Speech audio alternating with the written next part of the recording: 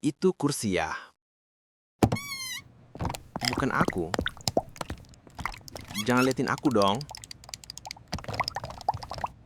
Tolonglah sekali ini aja. Jangan bunyi. Ya, ini kursi memang punya kepribadian. Ya, kepribadian. Nyusahin.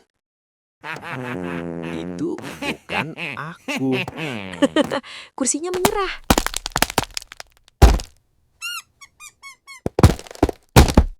Sama kayak aku.